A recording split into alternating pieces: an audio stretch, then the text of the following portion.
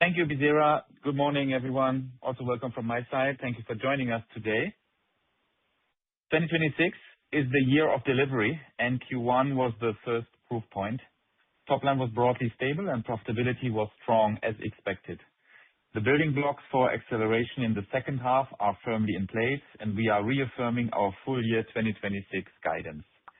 The two effects that moderated our Q1 results, the one-off 1E customer churn and our SMB course corrections, have been shaping out as flagged in February. Good visibility gives us confidence in the ARR growth acceleration, which is expected for the second half of the year. Strategically, we are focused on where the highest ROI and future upsides are, while we continue to benefit from strong cash generation in the core SMB business. We are leaning into higher-end SMB and enterprise, where we see clear demand and willingness to pay for premium capabilities, including AI. Looking at the underlying business, enterprise ARR grew despite absorbing the anticipated one-off churn in 1E. If you strip that out, then enterprise ARR would have been up by 11%. The core is performing well. Mark and Michael will take you through the details shortly. TeamViewer One is gaining real commercial momentum. Its ARR doubled quarter-over-quarter. The enterprise tier was launched in February, and it closed its first deals almost immediately. The value proposition is clearly resonating at the top end of the market. We are building market-leading autonomous endpoint management innovations, which will expand our total addressable market meaningfully. What connects these proof points is a single direction of travel. Customers are moving towards autonomous IT operations, and TeamViewer is the platform they choose to get there. Let me now take you through the details, starting with how we see ARR across our base. I want to take a moment to explain how we are presenting this chart, because we have refined the view from what you've seen before. We have kept the customer groupings that you are familiar with, SMB and enterprise, and we've broken them down in a way that we think is more useful to understand the underlying dynamics of the business. We wanted to be clear about exactly where we are facing challenges and where we are not. And here you can see that the message is encouraging. Approximately 2/3 of our ARR base is healthy and growing. Let me walk you through the four customer groups. Enterprise, excluding DEX, grew 18% in constant currency year-over-year, representing 24% of total ARR, continuing the strong double-digit momentum that we saw throughout 2025. Higher-end SMB accounts, which are between 1,500 to 10,000 euros, contributed 35% of ARR and grew 1%. This is a large base of customers with real upsell potential. The two areas that face challenges are exactly the ones which we flagged before. DEX ARR was down 16%, driven by the one-off customer churn of 1E, which is confined to Q1. If you strip that out, then enterprise ARR overall would have been growing 11%, not 8%. Within lower-end SMB, which are accounts below 1,500 euros ARR was down 6%. This reflects the impact of our last year's deliberate course corrections to revitalize the business. Both headwinds, the one-off churn in 1E and the SMB course corrections, are known, anticipated, and fully reflected in our 2026 guidance. The core of the business is performing well. This is where we've made significant investments, and we have not yet even seen the full commercial impact flow through yet. TeamViewer One, autonomous endpoint management, or the TeamViewer intelligent agents. These products are still in their early innings commercially. This is a very strong foundation to build on, and we expect the momentum to increase. Notably, net upsell from SMB to enterprise was 10.5 million euros in the quarter. This demonstrates again that our strategy to migrate the most valuable SMB customers into richer product packages continues to drive growth. And the primary engine of this growth is and will be TeamViewer One. Let me walk you through TeamViewer One, as this is where we are investing significantly and which is driving the commercial story of 2026 and beyond. What you see on the left of the slide is the product architecture. There are 3 tiers: standard, advanced, and enterprise. and they span from SMB through to large enterprises. The products are all built on the same core stack of Tensor, DEX, and AI. While the tiers assemble our core offerings for each customer group, across the board, we are delivering what our customers are increasingly looking for: a simpler, unified platform that reduces complexity, enables predictive problem-solving, and supports the move towards autonomous IT operations. The right side of this slide tells you what is happening commercially, and the trajectory is clear.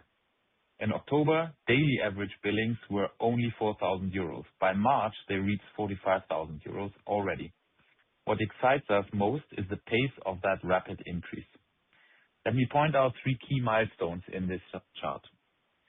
First, the December release of the major standard and advanced update gave the first real commercial push, and you can see that billings step up meaningfully from that point. Second, in January, dipped as expected with normal seasonality. Third, and excitingly, February and March show a clear execution ramp after our sales kickoff. The sales force came out of Munich energized with a playbook that works and a product that addresses a key need of our customers. That ramp is real, and it continues to build. The enterprise tier launched earlier this year, and as you can see in this chart, only 2 months in, it is already contributing meaningfully to that March number. The fact that we are closing deals this quickly when sales cycles typically run much longer is a strong early signal that the value proposition is resonating at the top end of the market. All in all, this early commercial momentum confirms customer demand and marks the beginning of our transition to an endpoint-based pricing model from seat-based pricing. To understand where this goes from here, it is worth looking at what we have achieved before. This chart here demonstrates our ability to repeatedly up and cross-sell our products. I want to spend a moment on it because I think it's one of the most important frames for how to think about TeamViewer One's commercial potential. What you are looking at is illustrative annual recurring billings per upsell motion since 2018. Each layer represents a distinct growth wave. We identified an opportunity, built the product and go to market, and executed the upsell at scale.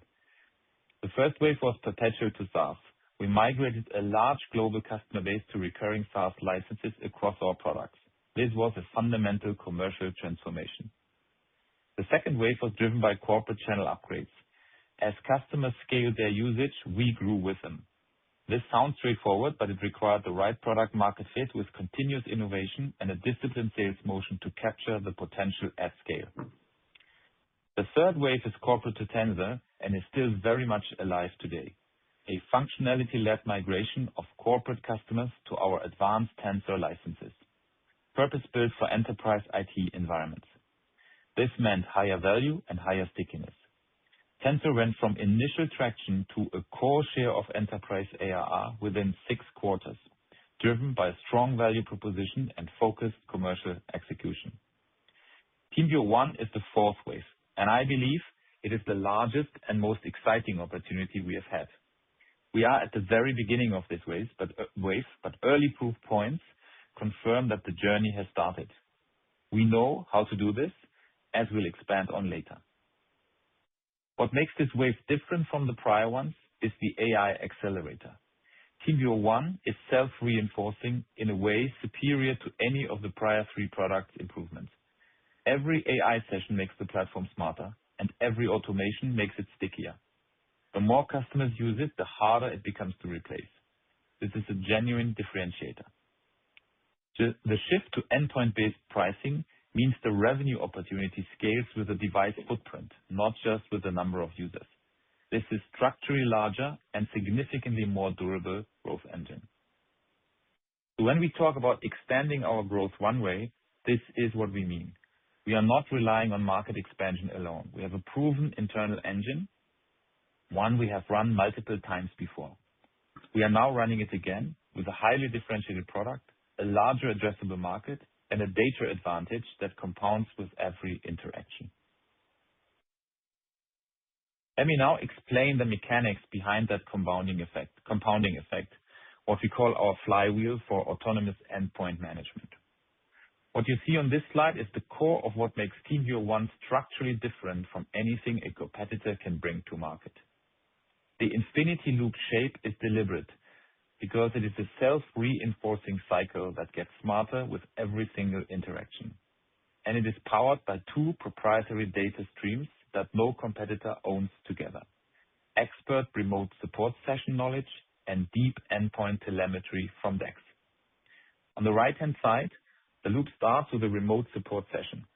Our TeamViewer intelligent agent called Tia joins the session and helps the IT expert diagnose and fix the issue, often in seconds rather than minutes, and in an increasingly agentic way.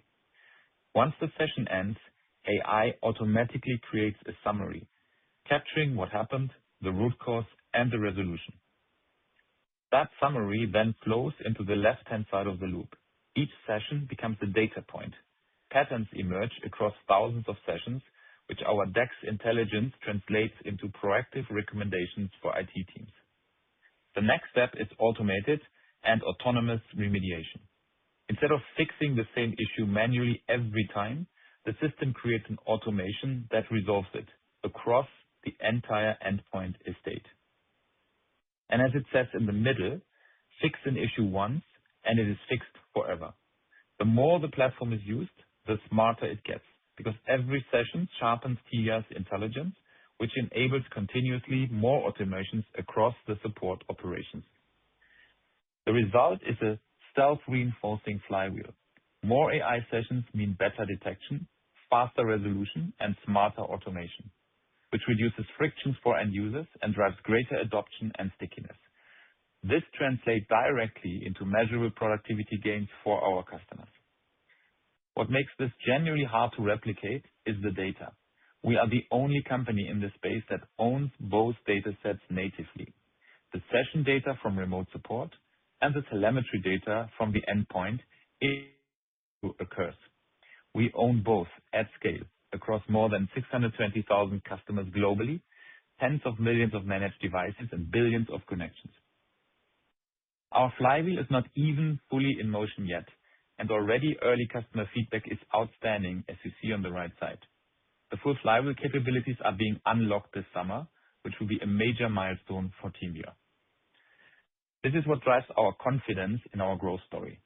TeamViewer One is the commercial vehicle. The AEM flywheel is the platform pull, and our data advantage compounds with every session, widening the moat and deepening customer stickiness in a way that directly fuels our path to sustainable growth. Let me zoom into one element of that flywheel: the rapid growth of AI adoption across our product and customers. By the end of April, more than 26,000 customers have already used TeamViewer AI, and cumulatively, we have generated more than 1.3 million AI sessions, with over 300,000 added in March alone. These are paying customers making a deliberate choice to use our integrated AI. That level of active adoption is a strong signal that the customers see real value. This growing customer traction underscores the structural data advantage that powers our autonomous endpoint management innovation. There has been considerable debate in the market about how AI will shape the future of the SaaS industry. For TeamViewer, we have a clear-eyed view on why we see AI as a structural tailwind, organized around three dimensions: the market, our moat, and our business model. Let's start with the market. AI does not shrink our opportunity. In fact, all indications point the other way. As IT shifts from reactive to autonomous management, the number of endpoints that need to be actively managed actually grows. AI moves to the edge. Internet of Things penetration accelerates, and every new connected device is a potential TeamViewer endpoint.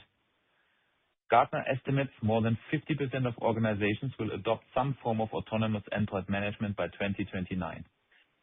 That is the market we are moving into, and it is meaningfully larger than the remote support market we are coming from. With our unique AI innovation, we are leapfrogging into that autonomous IT market and its massive opportunity. On TeamViewer's moat, the reason AI strengthens our position rather than threatening it comes down to data, trust, and integration. We operate at the endpoint, where the friction occurs and where the remediation happens. This gives us two proprietary data streams we described earlier, at scale that no competitor can match. We are also deeply embedded in global IT infrastructures across more than 620,000 customers and in mission-critical environments around the globe. We have built trust, reputation, and expertise over 20 years as a vendor-agnostic software provider. That entrenchment is a structural advantage. This is then amplified by the AI flywheel effects discussed earlier. And on the model, our expansion into AEM is driven by our existing go-to-market approach, since we are already selling to the relevant buyers through Tensor and DEX. We are bringing a strong, new best-of-suite value proposition to proven upsell motion. The transition from seat-based to endpoint-based pricing is a natural evolution as we sit on the endpoint and do endpoint management. There is substantial upside from this alone in our massive global device footprint. Zooming out and putting all of this together, the shift towards autonomous IT management validates the importance of our proprietary data advantage. If anything, the pace of AI adoption tells us that there is more potential ahead than we initially anticipated. The early commercial data confirms it. For a company with our data, our endpoint footprint, and 20 years of customer trust, AI is not a threat. It is a structural tailwind. Let me give the floor to our customers because they say it better than we can. You will see 3 early adopters sharing the real-world impact of our market-leading AI innovation. 25% faster resolution on recurring issues. 25 to 50 hours saved per month. Recurring issues identified. Countermeasures defined.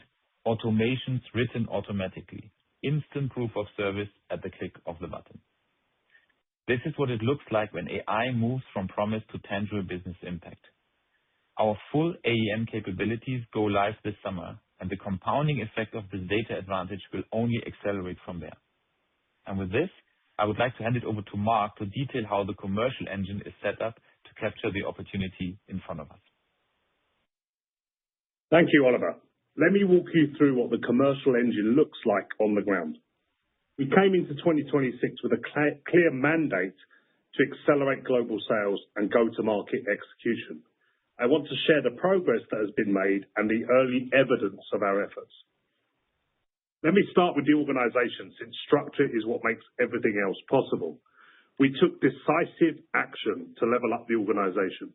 We have exceptional new leadership in place with Tim Kubek as President of Americas and Finn Fowley as our new EVP of Inside Sales, combining deep domain expertise and strong executive presence.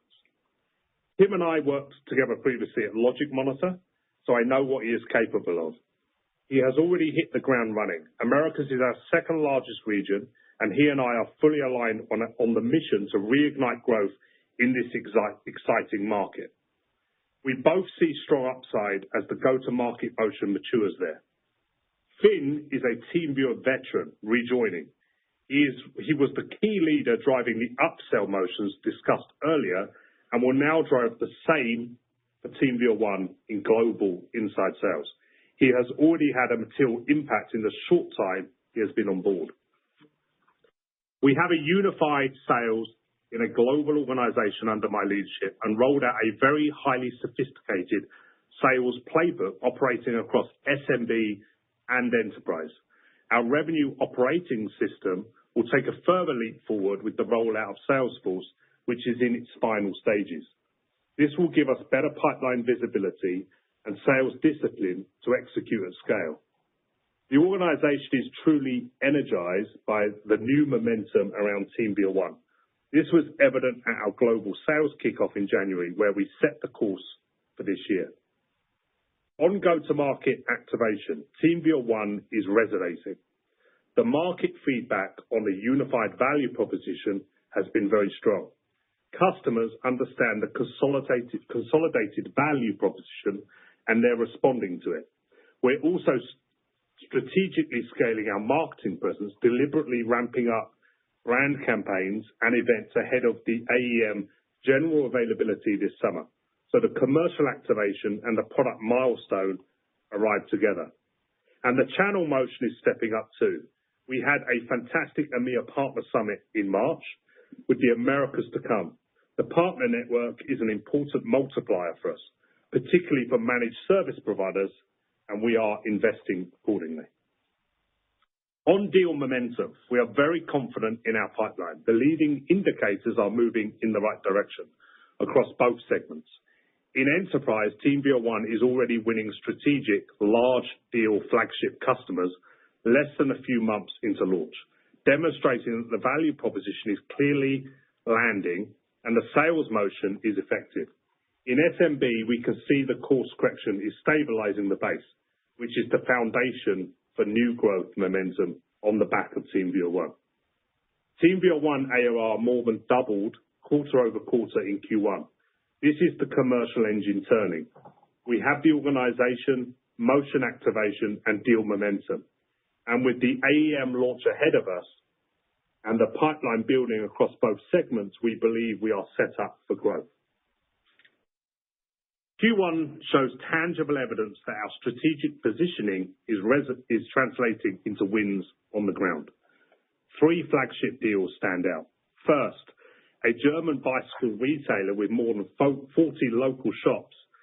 They chose TeamViewer One to manage internal IT across a distributed retail and workshop network, ensuring frictionless store operations and excellent customer experience. A clear example of TeamViewer One resonating with mid-market customers where simplicity and reliability matter most. Second, a global digital transformation provider with thousands of endpoints. They selected TeamViewer One to seamlessly integrate acquired companies into a centralized IT model with real-time automation and response, delivering tangible ROI from day one. This is exactly the unified proposition we have been building towards with TeamViewer One. And third, a global leader in agricultural machinery with some of the most iconic brands. They have selected TeamViewer to embed TensorOT directly into their remote portal across an estate of almost 100,000 connected machines. This is a multi-year strategic partnership built on joint engineering, going well beyond typical software deployment. They plan to use TeamViewer to deliver a new digital service to dealers and farmers, reduce on-site technician costs, and improve uptime in time-sensitive harvest operations. Their CEO described this capability as a, quote, must-win bet. This is the kind of strategic OEM use case where there are very few credible alternatives to TensorOT in the market. And looking ahead to Q2, we have already secured a significant contract expansion in one of our flagship DEX accounts. The customer, one of the largest integrated healthcare systems in the United States, with approximately 600,000 endpoints under management, is scaling their commitment with us.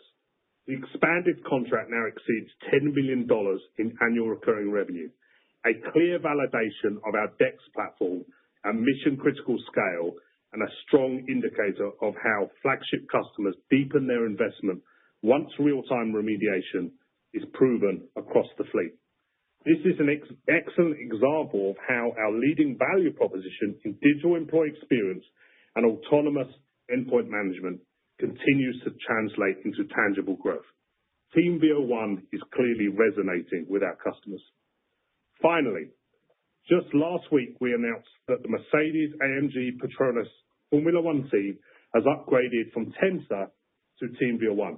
This is a textbook example of the upsell motion playing out at the top of the market. A high-performance organization running thousands of critical endpoints across factory, office, and trackside with zero tolerance for downtime. And importantly, under the Formula One cost cap, sponsor status does not automatically translate into operational deployment. This is particularly true for the Mercedes sponsor roster.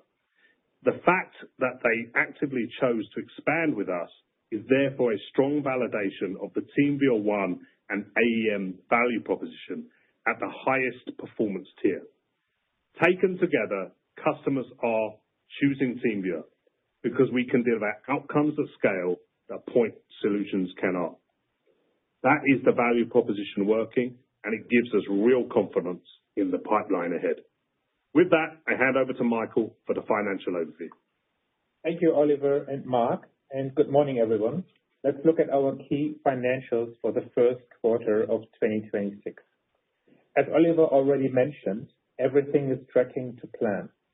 The first quarter reflects the phasing we expected.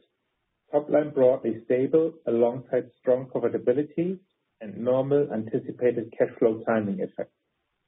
Let me give you a brief overview of our financial performance. Starting with the ARR. We delivered 737 million euros ARR, flat year-over-year in constant currency. As we explained during our Q4 2025 results, Q1 top line growth was impacted by two factors. One-off churn and strategic SMB course correction measures. Importantly, one-off churn effects are largely complete and the remaining customer base is stable. Enterprise fundamentals remain strong. Enterprise ARR, excluding DEX, increased by 18%, demonstrating continued and strong underlying growth. On the P&L, revenue was 183 million euros, broadly flat year-over-year in constant currency. This is fully consistent with internal expectations and in line with our 2026 revenue growth guidance. Adjusted EBITDA increased by 2% to 83 million euros, delivering a strong adjusted EBITDA margin of 45.3%, 2.4 percentage points above Q1 last year. I will explain the cost phasing behind this in a moment. Reported net income and EPS both increased by 15% year-over-year. Adjusted EPS was 0.29 this quarter.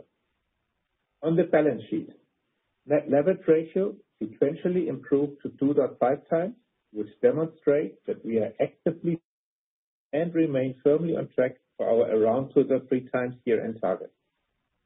Before I share the details, I want to reiterate that Q1 was going to be a soft start, as we said in February this year. The one-off churn effect of 8 million euros and the headwinds from the SMB course correction measures were known, disclosed, and prepared for. What you see in Q1 is therefore the phasing we planned for.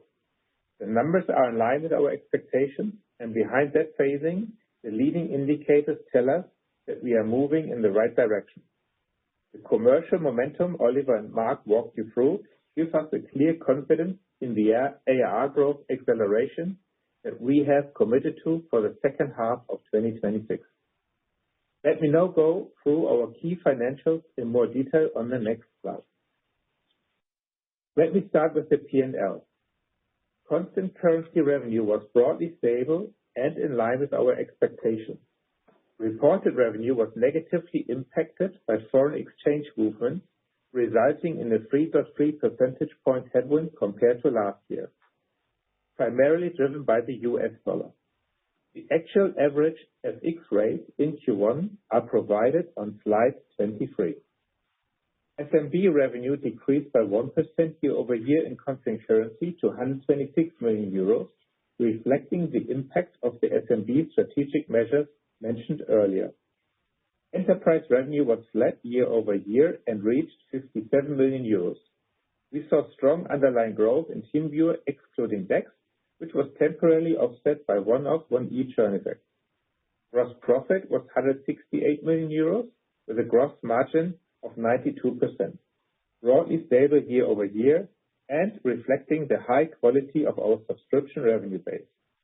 The costs decreased by 8% year-over-year, reflecting lower variable costs in line with top-line development and lower frontline related implementation costs. Total OpEx decreased by 8% year-over-year to 85 million euros, demonstrating our disciplined cost management even as we continue to organically invest in growth and innovation. Sales expenses increased 6% year-over-year, driven by investments in the sales organization. This is intentional and ongoing. Marketing costs decreased 28% year-over-year, reflecting deliberate phasing of marketing costs ahead of our major brand and commercial activation, including the autonomous endpoint management innovation launch in Q2. This is not structural, it will normalize. R&D costs were up 7% year-over-year, reflecting continued investments in the combined product offering, AI capabilities, and a higher number of internal developers. We are investing in our innovation capabilities to fuel our next leg of growth. G&A expenses declined 8% year-over-year due to phasing and continued cost synergy realization. Other expenses amounted to around 900,000 euros, down year-over-year, reflecting lower bad debt charges. Adjusted EBITDA margin of 45.3% is higher than our full year guidance and is a Q1 phasing effect. Our full year guidance of around 43% remains the right reference point. Net income was up 15% year-over-year. Total interest expenses were 9.5 million euros in Q1, up 0.8 million euros year-over-year. As in prior quarters, this was driven by 1E financing. Adjusted EPS was 0.29 this quarter, stable year-over-year. Moving on to leverage. Net debt was 870 million euros at the end of Q1 2026, which is an improvement of 31 million euros compared to net debt at year-end of 2025. Net leverage ratio sequentially improved to 2.5x. As mentioned, we have a clear path to reach our year-end net leverage target of around 2.3x. The details of the free cash flow will follow on the next slide. As I mentioned earlier, Q1 shows normal anticipated cash flow timing effects. Levered free cash flow conversion in the quarter was 29%, which is unusually low and not representative of the full year trajectory. Let me give you a clear picture of cash flow drivers for this quarter. Pre-tax cash from operating activities was 55 million euros, up 18% year-over-year. The step down in growth to levered free cash flow adjusted for 1E acquisition reflects cash flow timing effects from taxes, interest, and lease payments, as well as a temporary negative impact from net working capital. We expect these effects to normalize over the course of the year. I would like to reiterate that for full year 2026, we expect levered free cash flow to be between 190 million and 210 million euros, broadly stable in absolute terms and in cash conversion terms compared to 2025. With that picture of Q1 in full, let me close with the guidance on the next slide. We delivered stable top-line performance in line with our guidance and maintained best-in-class profitability. Our focus remains firmly on driving sustainable, profitable growth while advancing our strategic roadmap. We are reaffirming our full year 2026 guidance. We anticipate in constant currency revenue growth in the range of 0%-3% versus the pro forma 2025 revenues. ARR growth acceleration in the second half of 2026 is on track. We expect SMB churn to remain elevated in Q2 and then to stabilize in the second half of 2026. SMB headwinds and 1E one-off churn effects are developing as expected, and visibility remains good for the remainder of the year. At March 31st, 2026 spot rates, the expected total FX impact of our guidance is negative 3 percentage points for Q2 2026 and negative 2.5 percentage points for full year 2026. The expected currency impact is shown on slide 23. We continue to guide for an adjusted EBITDA margin of around 43%. Q1 was higher than that, but the marketing cost normalized during this year. The margin should move towards the full year guidance level. With that, let me hand back to Oliver to bring together what we have covered today. Thank you, Michael. 2026 is the year of delivery, and Q1 was the first proof point. The two effects that moderated our results, the one-off churn in 1E and our SMB cost corrections, are developing exactly as we said in February. What is new is the commercial momentum. TeamViewer One is gaining real traction. Customers are choosing platform consolidation over fragmented point tools, and AI adoption is compounding, with more than 300,000 session summaries generated in March alone. The early commercial data follows a pattern that we know very well. Sensor went from initial traction to a core share of enterprise ARR within 6 quarters, and the leading indicators tell us that we are on the same path. We are reaffirming our full year guidance across every metric. The building blocks for second half ARR growth accelerations are firmly in place. We have the right strategy, the right priorities, and a clear path to unlock the next stage of performance. I now look forward to your questions. Ladies and gentlemen, we will now begin the question and answer session. And the first question comes from Victor Cheng from Bank of America. Please go ahead. Hi, morning, and thanks for taking my questions. A couple, if I may. Maybe on the recent TeamViewer One contracts that you have signed, where you move from per seat per endpoint, what are the early signs of pricing uplift that you're seeing, and how should we think about the impact to the LTV of a customer when you make such a move, both currently and in the medium term? And then secondly, just a clarifying point on the 45K daily average billings, how should we think of it in ARR terms? And then lastly, a question on EBITDA margins. Obviously, you guided 43%. So how should we think about the phasing of EBITDA margins going forward? Is marketing spend going back up, starting Q2 already? Thank you. Yeah. Thank you, Victor. Good morning. Let me start with the last question on the EBITDA margin phasing throughout the year, and then maybe Mark takes the first and Oliver will take the second on the 44K daily billings to ARR. On the margin, exactly as you thought, so 45 was phasing Q1. You should expect something for Q2 in the vicinity between 42 to 43, and then it will level out throughout the year. So for the full year, we are bang on with the around 43 guidance. Maybe Mark, the first one? Sure, yeah. On TeamViewer One pricing? Yeah, on the pricing, Victor, thanks for the question. So, look, we are seeing some good uplift from existing customers where we might, upsell them to TeamViewer One. Of course, there's two sides to the coin, right? It's a way of retaining customers, but also we are seeing some meaningful uplift. So we're seeing some healthy progress there overall. We didn't disclose those numbers, but we are seeing good progress.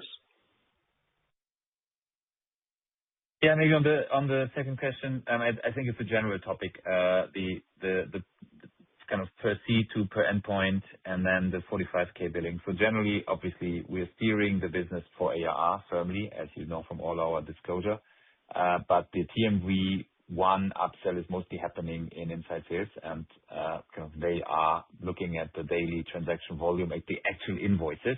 So the invoices for cash that we're sending to customers, and therefore we chose that billings number as an indicator here, just because it really shows the daily traction, and we expect this to grow significantly from here throughout the year, as you can expect.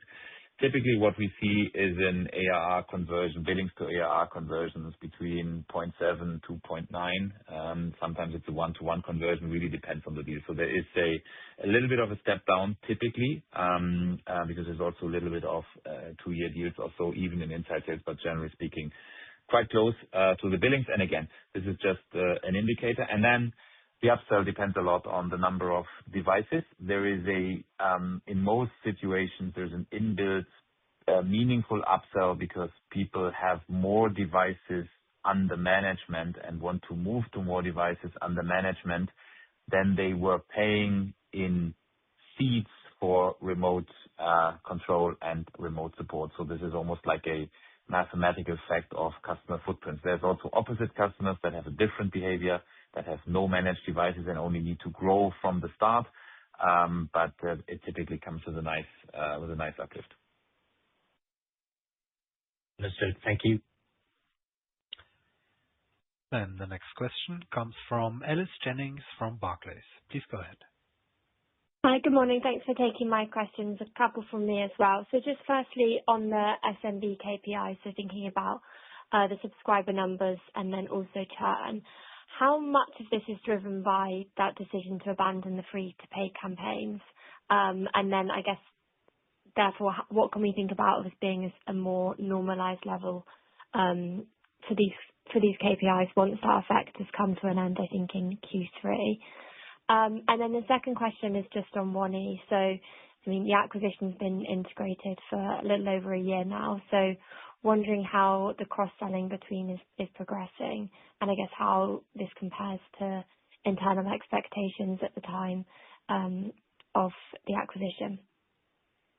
Yeah, Alice, let me start with the second one. The first one, sorry, I didn't hear correctly, but someone will help me who takes that one. On the One-E integration, actually, indeed, fully integrated. I give you also some synergy elements, both on the cost side, but also on the top line side.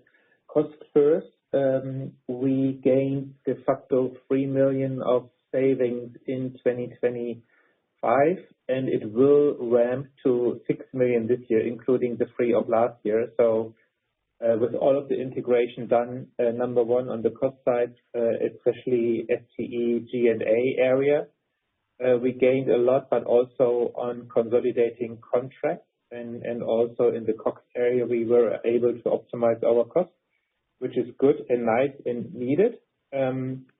Moving then to the top line element, it's a good one. Remember, we told the market that we expect a rough cut 10 million revenue synergy on the top line, and we see this actually tracking and trending nicely. Number one, the full pipe is rough cut in the vicinity of 70 million. So with a conversion ratio of a third, you're sitting in the vicinity of around 20 million, and that means 20 million ARR then would obviously be bang on kind of on the 10 million revenue synergy. And we mentioned, Mark explained that now with one big deal, which we just explained in the US, of this additional upsell of 2 million ARR, this is obviously already fueling this revenue synergy, and there are many more coming and also came some already. I can maybe just to add one comment. I think, the examples I explained, pretty much, most of them are really good evidence of cross-sell working. The strategy here of bringing together the One-E DEX proposition with the TeamViewer remote proposition and TeamViewer One, as we've explained it, and the strategic benefit to customers of that infinity loop that Oliver explained in the presentation, that's what's really fueling our cross-sell opportunity, and that's where we're starting to see significant wins, and it's where we're seeing real significant growth in our pipeline. Yeah. And on the free-to-pay campaign, I think you asked for what is the normalized motion on the free-to-pay. So all of the, let's call it the hardcore free-to-pay or commercial blocker has been stopped, and the normal vicinity there's some normal movement of free-to-pay, and this should be in the vicinity also around 1 to 2 million.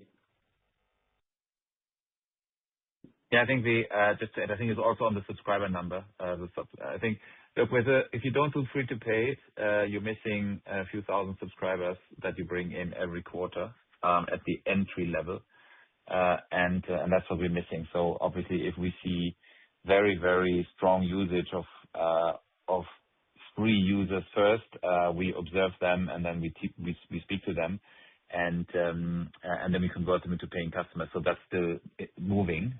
That's the kind of, I would say, the normal conversion funnel that we obviously operate from marketing to paid conversion. But what we're missing is the inflow of a few thousands every quarter, and that's noticeable in the subscriber number. So if you would normalize for that, if you go back when we still had this running, we were keeping the subscriber number stable, but then we had elevated churn. So that's what we're correcting now. So that's the order of magnitude to think about. Okay, very helpful. Thanks a lot. Question comes from Ben Castillo-Bernaus from BNP Paribas. Please go ahead. Hi, good morning. Yeah, thanks for taking my questions. First one really on TeamViewer One Enterprise, and momentum there sounds encouraging. Could you just touch really on what's resonating with customers? Tensor's not new, but adding DEX and then the AI overlay and AEM to come. I think you mentioned some consolidation. Customers want, a cleaner platform. Can you maybe just touch on who you might be replacing there? And then just coming back to that discussion around, the price point moving to endpoint pricing, clearly a sizable increase over a typical Tensor ELA. How are the sales cycles different, and how are you kind of balancing the direct sales versus channel versus MSP? Mark, you mentioned some investment required in the MSP partner network. So what does that look like, and how big can that become in the mix? Thanks. Yep. I think these are both for Mark. Sure. Mark. First one, sort of value around TeamViewer One Enterprise. So basically, as we kind of explained in the presentation, the infinity loop, the ability to utilize the remote control sessions that you are doing on a day-to-day basis across your devices, and then turn them into autonomous capabilities that live on the endpoint. This is completely unique in the market. So there's no one else that can provide that kind of solution. And when you take that proposition to the enterprise, it's somewhat of a no-brainer for customers because they're already running a remote control solution, and very often they're a little bit losing that data that happens. They're not collecting and sort of leveraging that very rich data that could be taken from those sessions. And of course, we enable them now using AI to sort of leverage that data and, more importantly, turn them into autonomous capabilities. And I doubt there's any CIO on the planet that isn't really focused on taking their IT organization towards autonomous IT. So that's really what's resonating. And in terms of who are we replacing, all the usual suspects. I mean, we come with a joined up proposition, a single platform, single agent, single price point that allows our customers to invest in a platform for autonomous endpoint management, and therefore we're able to swap out the existing remote control vendor that's there. Same's true on the other side, by the way, as if they are, coming from a DEX angle, it's also an opportunity to replace the current DEX vendor. On pricing and sort of investments around channel, maybe just to talk about investments around channel. Clearly, that's a big opportunity for us. It's already a significant part of our market. I mean, a large part of our customer base are managed service providers. If you break it down, we have the traditional MSP channel, which is servicing the SMB market, where we already have significant traction and customers today. So there's clearly a very big opportunity there with TeamViewer One, and that's where we're seeing a lot of our early success with TeamViewer One Standard and Advanced. And then as you move up the ranks into sort of mid-market and enterprise, there's a different breed of MSP right up to global system integrators, and we're addressing all of them as well with dedicated channel and sales teams focusing on those types of partners. Hopefully, maybe to add on, on the endpoint-based pricing and the sales cycle there. The sales cycle is not different really. I mean, the proposition is very strong, as Mark laid out. So it's really a deliberate move of customers to consolidate platforms and have kind of the joint up offering of the infinity loop, so to say, from us. So the DEX part, the AI part, and the remote part in one package, so to say. That is the decision they're taking, and that is a decision which is not a difficult one, as Mark said, because people want to consolidate and want to simplify. Then we move with this. You need to have a measure, and the measure in this can only be endpoint because it's outcome based, so to say. It's endpoint under management. So that doesn't influence the sales cycle.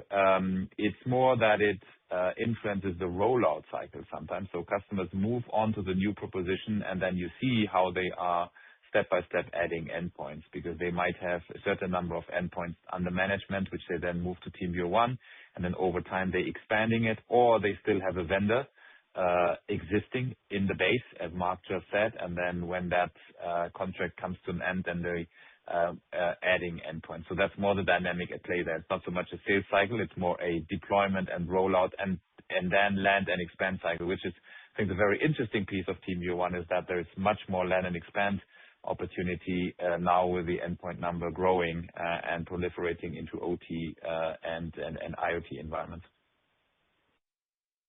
Very helpful. Thanks for the call.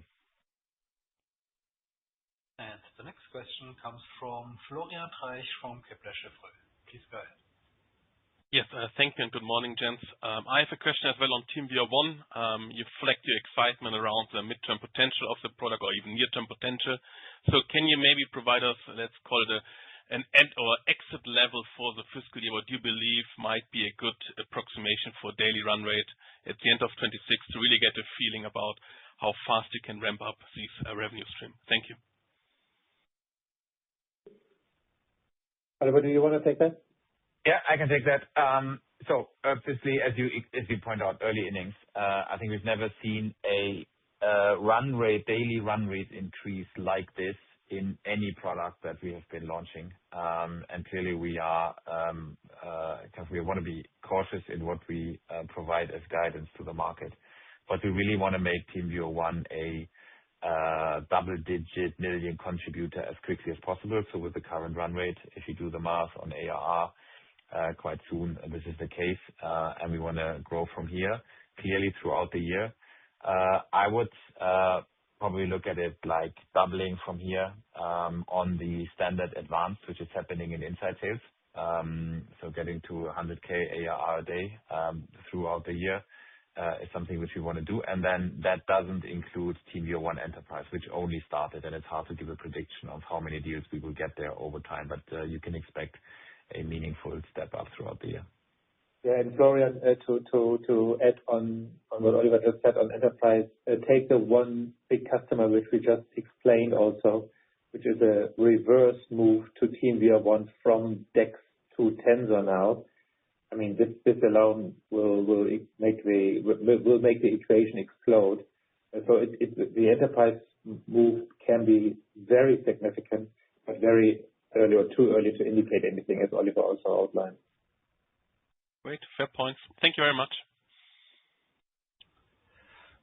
And the next question comes from Gustav Froberg from Berenberg. Please go ahead.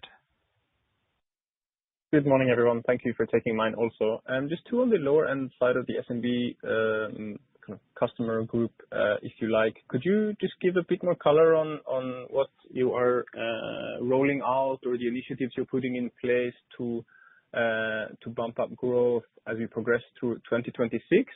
And sort of in line with that question, how do you see competitors and the rest of the market trying to address this segment, and how does your approach differ or compare? Yeah, maybe I can start. Oliver, you. Okay. So if I know it, but I can start like more generally. I think as we've shown that picture of the different segments, I think what is clear is that there is a very, very healthy SMB base which we are addressing and untapped growth or generate additional growth. And the initiatives on that one are TeamViewer 1, AI usage, AI price ups, so more for more. Over time, when people get to use AI even more, we're focusing on adoption at the moment, but monetization is following suit. So there's a lot going on in this. If you go at the entry level, where the usage from customers is quite confined to remote support, we are working to keep the base as stable as possible. We have reduced kind of strategies which are kind of upsetting customers more, so like price increases, as we had mentioned before. But there's not so much upsell motion you can do in this one. So it's all about keeping the base as stable as possible. We don't see a significant change in competitor behavior on this end, quite honestly. And I think I'd say more of the same, but with the negative effects of price ups and the likes washing out throughout the year, we will see improvement towards the second half of the year as well. Sorry, Michael, go ahead. So only mini add-on. So Gustav, especially from 2027 onwards, when the price ups in the commercial blocker are completely washed out, also in the lower segment, that should also keep on stabilizing then more and more. But in the end, and you know it and we know it, it's a commoditized business on the very low end, and competition is high. And if we would think about lowering prices or so, that is the back book effect would just be too high. So keep it as much as we can, but it's difficult on the low end to enrich via feature sets. Great. Thank you very much. Thank you, Gustav.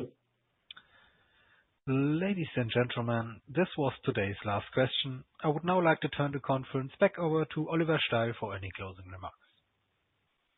Yes, thank you, operator. Thank you, everybody, for joining. I know it's a busy morning, so thanks for the interest in TeamViewer and the questions, and hope you have a good day and talk soon. Thank you. Bye-bye.